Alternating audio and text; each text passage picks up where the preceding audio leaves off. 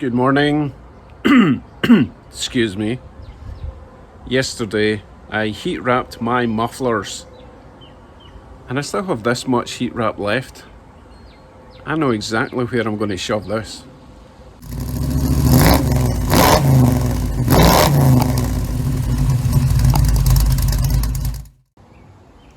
Let me show you the plan. Bugsy is getting quite hot because, as you can see, summer is here, which does not help with the overheating problem. Well, he's not overheating, however. If you look down there, that's my starter motor, and right below it is this exhaust header. So all the heat is rising straight up to the starter. So if I go for a drive, park up, doesn't like to start very well. So I am going to attempt to heat wrap that section of the header. Now, I don't have any excuse me, morning throat. I don't have any of those metal zip ties left. I do, however, have welding wire. I'm sure I could use that to attach it. So let's jack up that side of the car, get underneath, clean up that header, give it a shot.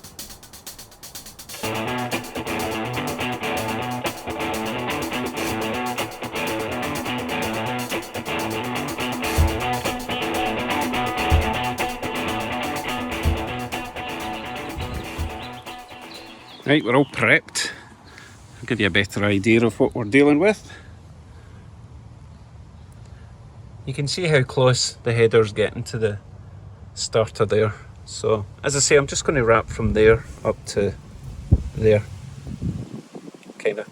Now, I was going to attempt to use this aluminium welding wire because I don't have a spool gun to use this stuff anyway. However, I did a bit of a twist test and it actually breaks quite easily, so I couldn't really use that to tighten round the wrap. However, the standard welding wire does not snap off quite so easily, so I'm going to use that instead. I don't know if it's going to rust or not, but well.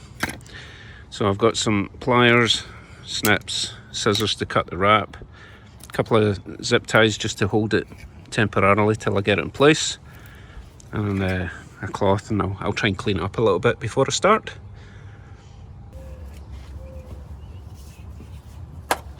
Now, this is going to be a wee bit trickier than doing it on the bench because I can't pass the roll through between the gap to wrap it round. So what I'm going to try and do is measure how much I need, unravel that, cut it to size, and then that'll be easier to feed through. It's going to look like a right mess trying to do it, but I don't really have any other options. So let's say each circumference is roughly a foot, okay? Maybe a wee bit more. And I want it to go from there to, say, there. The width of this is 2 inches. So let's say I start there to there. Let's call it 10 inches. However, there will be a 1/4 inch overlap. So that would be, let's see, that would be 10 times 12, 120 inches without the overlap. 10 times 1/4. What's that? I don't know. Let's call it 110 times 2.5. That'd be what, 2.5 inches extra? That makes sense. Let's call it 130 inches. So I'm going to cut this to 130 inches. And hopefully that will be enough. If I've got 130 inches, but I think I do. Right, back in a sec.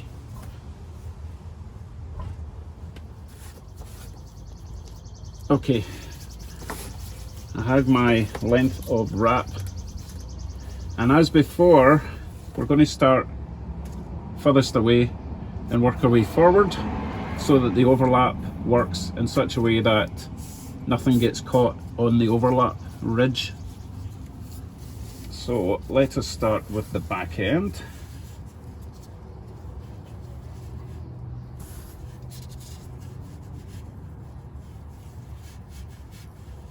Let's start there.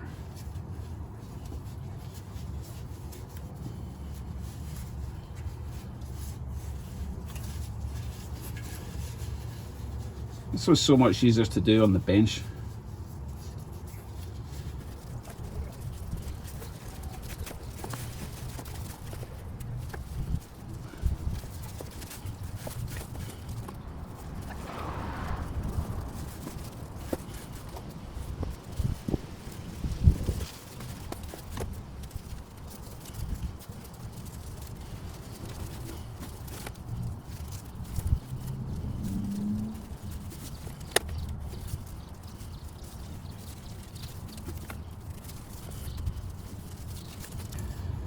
Okay, I've got a bit longer than I expected, which is fine, so I'll just double it up a little bit here.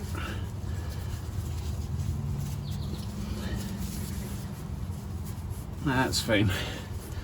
So I will put a plastic tie on for now, just to hold it in place till I get the wire on. Just going to trim this rough edge.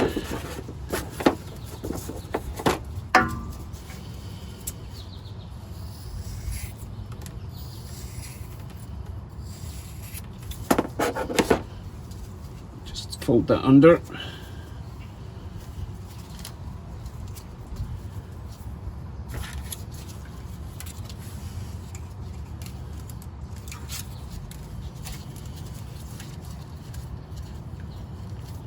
Yeah, one cable tie wasn't enough. Never is.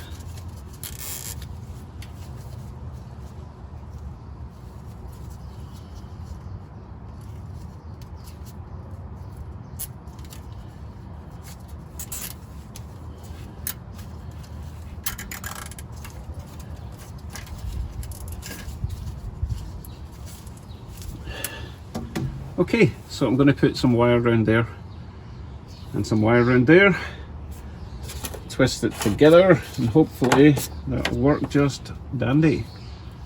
I might even do a sort of spirally thing all the way down. Yeah, I'll get one bit of wire there, twist it, take the cable tie off, and then do a spiral round. It'll be a pain to do, but I think it'll be worth it.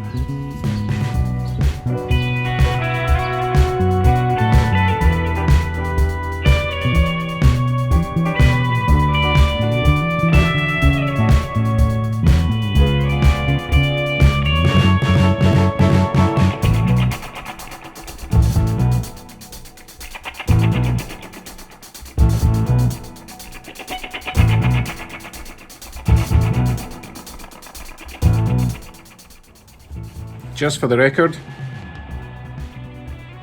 welding wire is great in the welder. Once it's out of captivity, out of that little nozzle, it does its own thing. Anyway, it's on now. I'll let you have a look.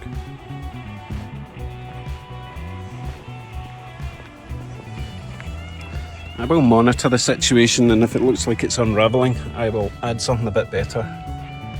But it's covering the main area of the starter motor, so hopefully that'll do its job. But there's only one way to find out, as you all know. Drive time.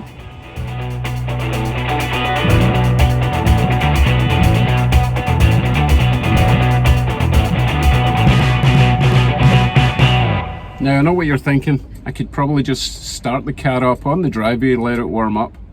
But I also adjusted my kickdown cable a wee tiny smidge, so I want to see if the kickdown's working a wee bit earlier. I don't like having to floor it to overtake people, you know what I mean? So we'll give that a shot. Let us proceed.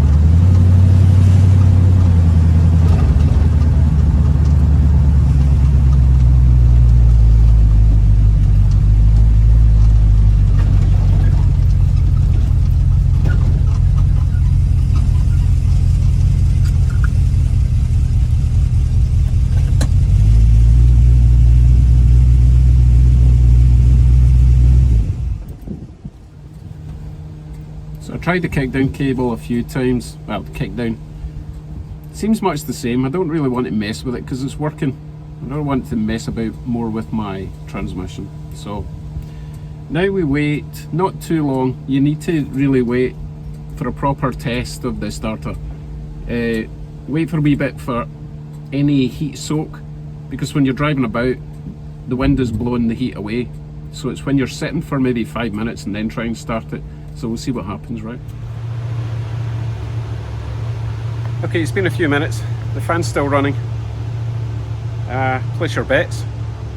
The symptoms before were it sounded like the starter was struggling, like, you know, the battery was almost dead when it's hot. So we'll give it a shot.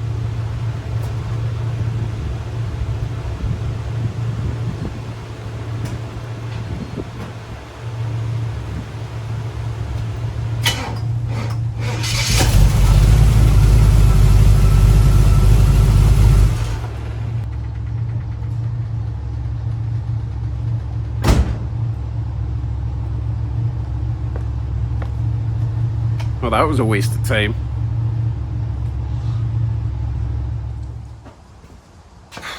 Oh well, I think it's possible that I've kind of damaged the starter. If I'd put the heat wrap on way back, it might have prevented this, but I've got a feeling that it's just dried up any lubricant that was inside the starter and ruined some bearings and whatever else is in a starter. I don't know. I've tried the whole timing thing before and it didn't really make a difference, but it is what it is, and it still starts, albeit with a struggle. So that's all that matters, right? Well, thanks for watching that complete waste of time. You're welcome. Tonight, hopefully, I'm going on a wee cruise with Andrew with gangrene. Well, not the medical condition. His car is called gangrene. You'll see, hopefully, if we go. So that will be tomorrow evening. You'll see that if I go. Otherwise, I'll just be working in the car as usual. Right, take care everyone. Thanks for watching. Bye bye.